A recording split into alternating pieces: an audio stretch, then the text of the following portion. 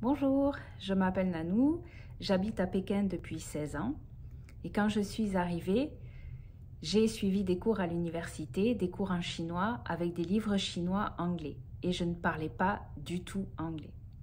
J'ai donc appris à me débrouiller en chinois, mais j'ai surtout appris l'anglais au début parce que quand on se retrouve à côtoyer plein de nationalités différentes, le moyen le plus facile de communiquer, c'est l'anglais.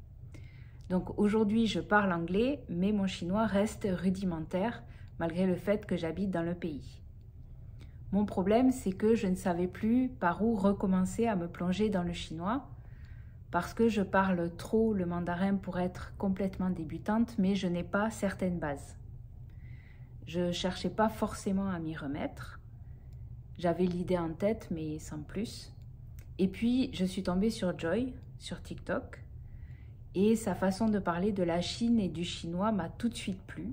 Donc j'ai commencé à la suivre sur TikTok et puis j'ai été voir ses vidéos YouTube et petit à petit, l'envie de recommencer à étudier est revenue.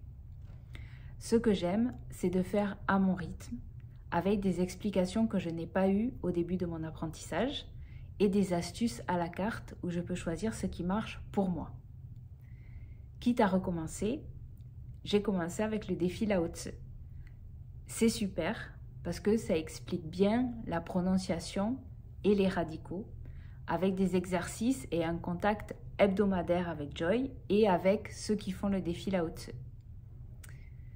Je n'avais pas d'appréhension particulière à part celle d'être jugée pour ne pas parler chinois après autant de temps en Chine, mais Joy a été super, aucun jugement, que des encouragements, elle est à l'écoute et elle est passionnée, ce qui est très agréable.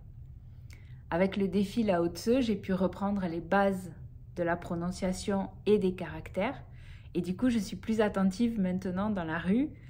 Je remarque des caractères auxquels je ne prêtais pas attention avant. Je regarde une série en chinois pour avoir la musique de la langue et j'ai envie de parler un peu plus.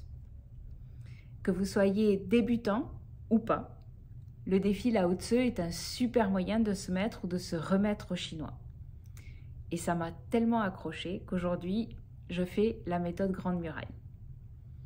Donc, si vous avez envie de vous mettre au chinois ou de vous remettre au chinois, n'hésitez plus, le défi Lao Tzu est là.